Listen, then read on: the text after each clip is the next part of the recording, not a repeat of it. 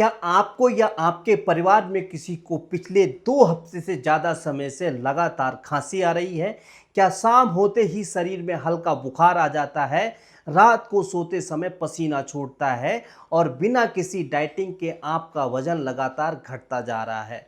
बहुत से लोग इसे मामूली कफ कमजोरी या छाती का इन्फेक्शन समझकर महीनों तक कफ सिरप पीते रहते हैं या केवल घरेलू नुस्खों के भरोसे बैठे रहते हैं। लेकिन मेडिकल साइंस और पल्मोनोलॉजी कहती है कि ये लक्षण कोई आम सर्दी खांसी के नहीं बल्कि ट्यूबरक्लोसिस यानी टीबी की बीमारी के शुरुआती और पक्के संकेत हो सकते हैं। आज मैं एक फिजियोथेरेपिस्ट और हेल्थ एक्सपर्ट होने के नाते आपको टीबी का वो पूरा साइंटिफिक सच बताऊंगा जो हर भारतीय को जानना बेहद जरूरी है। आज हम जानेंगे इसके शुरुआती लक्षणों का सच, सरकारी डॉट्स इलाज का महत्व और फेफड़ों को दोबारा फौलाद जैसा मजबूत बनाने की एक खास फिजियोटेक। ये वीडियो किसी की जान बचा सकता है, इसीलिए इसे पूरा जरूर देखें। आगे बढ़ने से पहले मैं समाज में फैले एक बहुत बड़े भ्रम को तोड़ना चाहता हूँ। मुझे नीचे कमेंट्स में पूरी ईमानदारी से जरूर बताएं, क्या आप भी यही सोचते हैं कि टीबी केवल फेफड़ों यानी कि लंग्स में ही होती है? अपना जवाब नीचे कमेंट्स में हाँ या ना लिखकर जरूर शेयर करें ताकि मैं अगले वीडियो में आपको ये समझा सकूं कि टीबी रीढ़ की हड्डी, पेट और ग्रंथियों में फैल सकती है और आपको सही जानकारी दे सकूं। साइंटिफिक नज़रिए से बिल्कुल सीधी और सरल भाषा में समझिए कि टीबी क्या है। ये माइकोबैक्टीरियम ट्यूबरक्लोसिस नाम के एक बैक्टीरिया से फैलने वाली एक संक्रामक बीमारी है जो खांसने या छींकने से हवा के जरिए एक इंसान से दूसरे इंसान में फैलती है। अब यहाँ पर सबसे बड़ी चेतावनी, कान खोलकर सुन लीजिए। टीबी का इलाज किसी भी तरह के घरेलू नुस्खे, जड़ी बूटी या चोट से कभी नहीं हो सकता।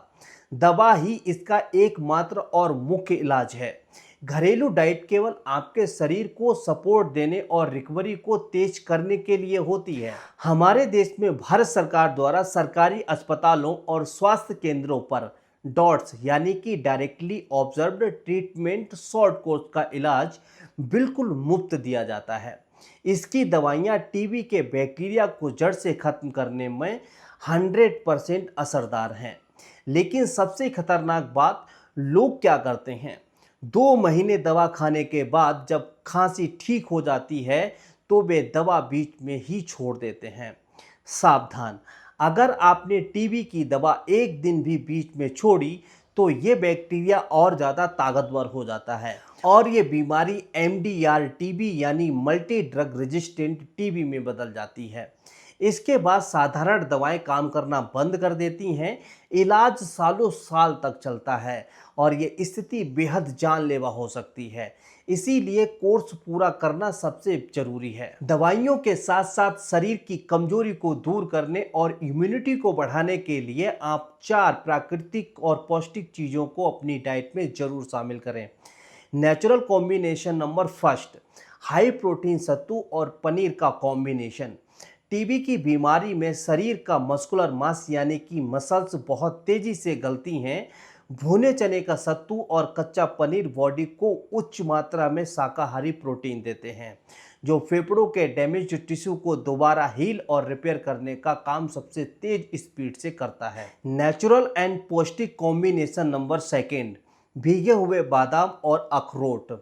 इनमें मौजूद vitamin E, omega 3 fatty acids और जिंक आपके शरीर के टी सेल्स यानी रोग प्रतिरोधक क्षमता को मजबूत करते हैं, जिससे आपका शरीर टीबी के बैक्टीरिया से ज़्यादा ताकत से लड़ पाता है और दवाओं के साइड इफ़ेक्ट्स कम होते हैं। नेचुरल एंड पौष्टिक कॉम्बिनेशन नंबर थर्ड, हल्दी और काली मिर्च का गुनगुना अर्क। हल्दी का करक्यूमिन फेफड़ों के भीतर आई भयंकर सूजन और घाव को प्राकृतिक रूप से सुखाने में हेल्प करता है। काली मिर्च के साथ लेने से ये फेफड़ों की नसों में खून के फ्लो को दुरुस्त करता है जिससे बलगम आसानी से बाहर निकलता है। नेचुरल एंड पौष्टिक कॉम्बिनेशन नंबर 4, ताज़े मौसमी फल और हरी सब्जियां। इनमें मौजूद विटामिन ए, सी और एंटीऑक्सीडेंट दवाओं के कारण लीवर पर पड़ने वाले लोड को कम करते हैं और शरीर में नया खून बनाने की प्रक्रिया को तेज करते हैं। टीबी की दवा खाने के साथ साथ फेफड़ों की सिकुड़ चुकी ताकत को वापस लाने, छाती की जकड़न को खोलने और फेफड़ों की क्षमता को दोबारा बढ़ाने के लिए ये एक मैजिक फिजियोथेरेपी एक्सरसाइज रोज सुबह और शाम को जरूर करें। ये मेडिकल साइंस में स्पायरोमेट्रिक या डीप थेरोसिक एक्सपेंशन कहते हैं। सबसे आसान तरीका है, एक साधारण गुब्बारा यानी कि बलून लीजिए, कुर्सी पर सीधे बैठ जाएं, नाक से एक लंबी गहरी सांस अंदर खींचें और फिर पूरी ताकत से उस सांस को गुब्बारे के अंदर फूंक मारकर भरें।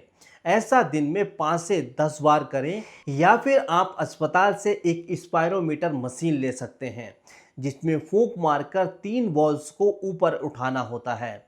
सांस को अंदर खींचना है, 3 सेकंड रुकना है, फिर धीरे से छोड़ना है। टीबी के कारण फेफड़ों के जो हिस्से सुस्त या संकुचित हो जाते हैं, ये एक्सरसाइज उन हिस्सों की सूक्ष्म वायु थैलियों को दोबारा पूरी तरह खोल देती है। इससे फेफड़ों में ऑक्सीजन का सैचुरेशन लेवल बढ़ता है, दवाओं का असर बेहतर होता है और कमजोरी व सांस फूलने की समस्या हमेशा के लिए खत्म हो जाती है। अगर टीबी को जड़ से हराना है तो इन 3 नियमों का कड़ाई से पालन आज से ही शुरू कर दीजिए। रूल नंबर 1, डॉट्स की दवा रोज एक निश्चित समय पर ही खाएं। अपनी मर्जी से दवा का समय ना बदलें और ना ही कोई खुराक मिस करें। रूल नंबर 2, बीड़ी, सिगरेट, हुक्का या शराब को इन 6 महीनों के लिए भूल कर भी हाथ ना लगाएं और धूल मिट्टी वाली जगहों पर जाते समय हमेशा ट्रिपल लेयर मास्क का इस्तेमाल करें। रूल नंबर 3, चूंकि ये एक संक्रामक बीमारी है, इसीलिए मरीज के ठीक होने तक उसके बर्तन, उसके कपड़े, उसके तौलिए अलग रखें और साथ में इनको धुलने के लिए डिटॉल्स का इस्तेमाल करें। खांसते या छींकते समय मुंह पर रुमाल जरूर रखें ताकि परिवार के बाकी लोग सुरक्षित रह सकें। इधर उधर बिल्कुल भी न थूकें। दोस्तों, टीबी कोई लाइलाज बीमारी नहीं है, बशर्ते आप अंधविश्वास और घरेलू टोटकों का जाल छोड़कर सही समय पर डॉक्टर की सलाह लें और सरकारी डॉट्स का पूरा कोर्स बिना रुके करें।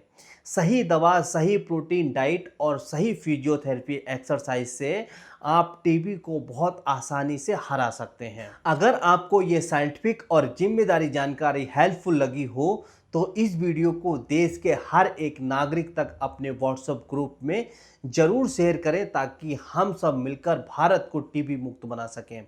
चैनल को सब्सक्राइब करना बिल्कुल मत भूलिएगा। मैं आपका फिजियो साथी योगेंद्र पाल फिर मिलूंगा आपसे अगले वीडियो में। स्वस्थ रहें, सुरक्षित रहें और मुस्कुराते रहें।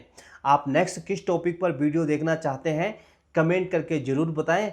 हम आपके टॉपिक पर 100% वीडियो लेके आएंगे। फिर मिलते हैं किसी नेक्स्ट वीडियो में। तब तक आप अपना और अपने परिवार का ख्याल रखें। जय हिंद, जय भारत।